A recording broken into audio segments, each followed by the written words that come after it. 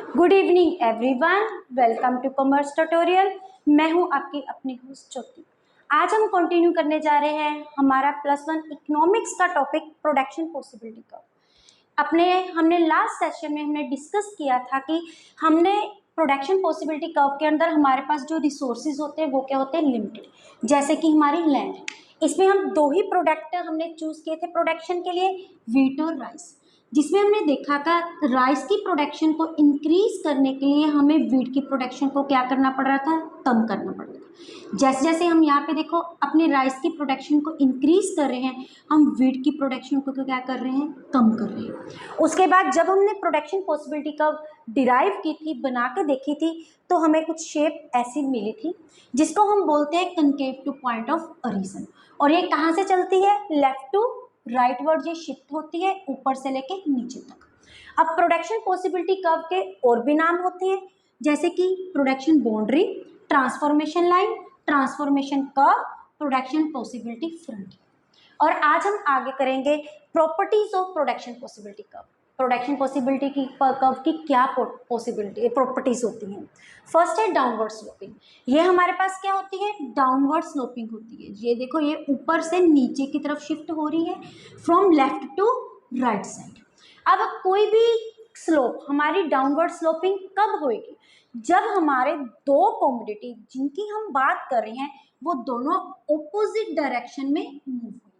जैसे एक हमारे पास इंक्रीज का एरो शो कर रहा है, दूसरा हमारे पास कौन सा एरो शो कर रहा है, डिक्रीज का एरो शो कर रहा है।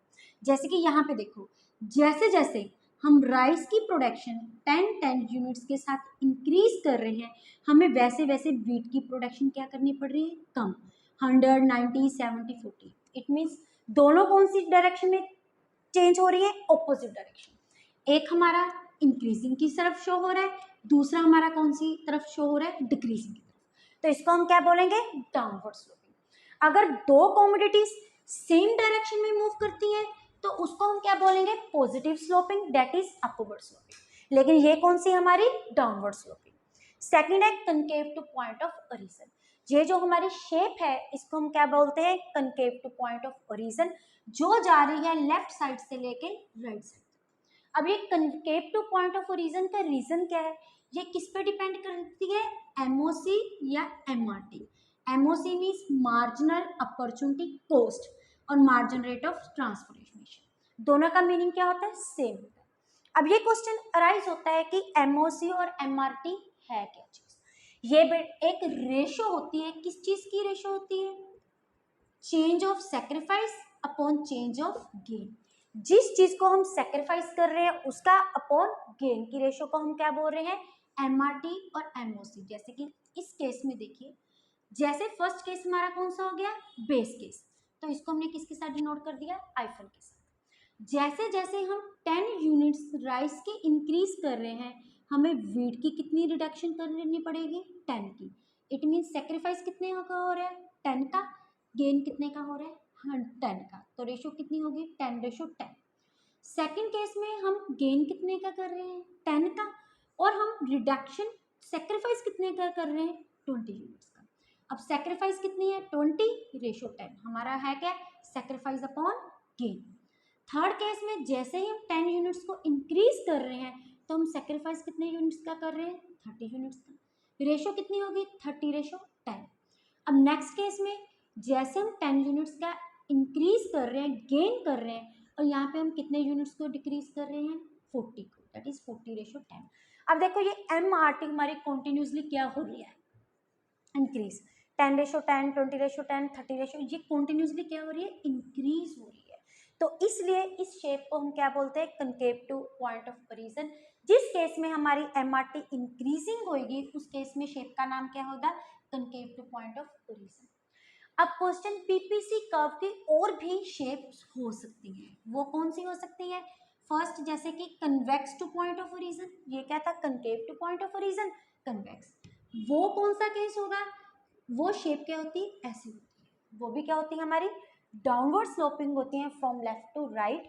लेकिन ये किस केस में होती है, जिस केस में हमारी एमआरटी क्या होती है, डिक्रीजिंग होती है। ऊपर वाले केस में ये क्या हो रही थी, इंक्रीजिंग, और इस केस में हमारी एमआरटी क्या होगी, डिक्रीजिंग होगी। अब ये हमारी स्ट्रेट लाइन भी हो सकती है। इस कौन सी केस में होगी? जब हमारी एमआरटी क्या रहेगी?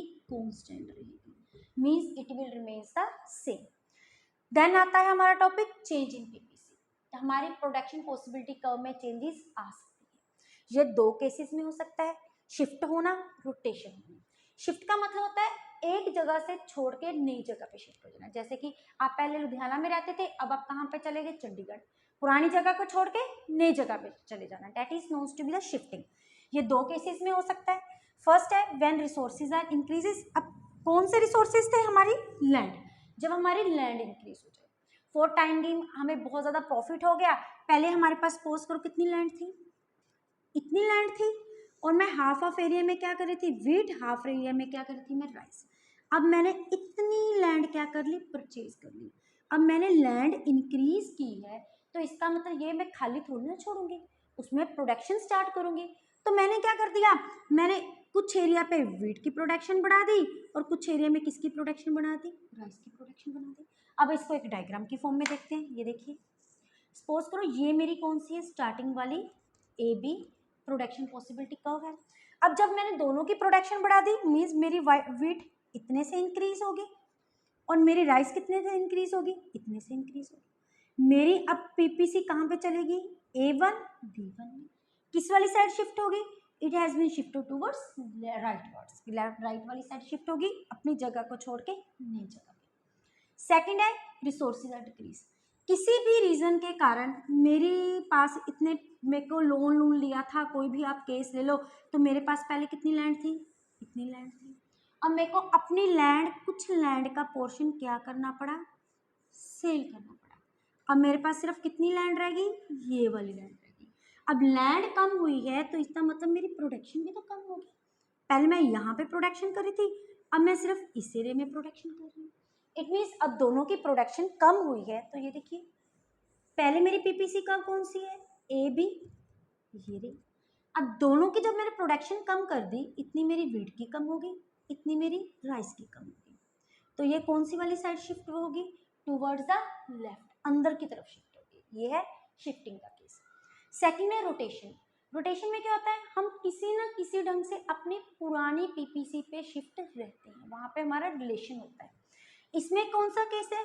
जब टेक्नोलॉजी का चेंज आता है।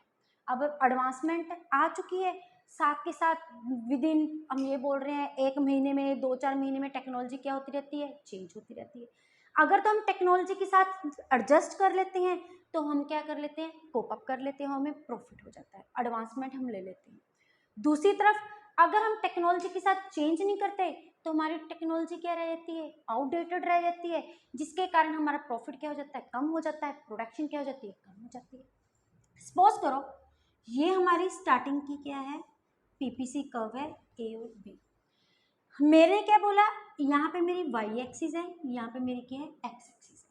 अब मेरी वाई में तो कोई चेंज नहीं आया, सिर्फ तो और सिर्फ मेरी एक्स की टेक्नोलॉजी क्या होगी? अच्छी होगी, एडवांसमेंट होगी।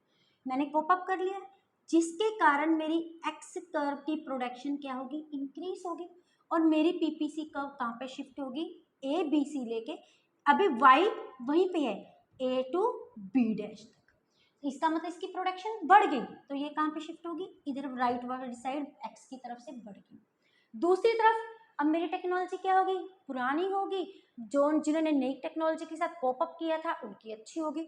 तो मेरी प्रोडक्शन क्या होगी? अब अगर मेरी टेक्नोलॉजी आउटडेटेड होगी, तो मेरी एक्स की प्रोडक्शन क्या होगी? कम होगी। तो मेरी पीपीसी कब की शिफ्ट होगी?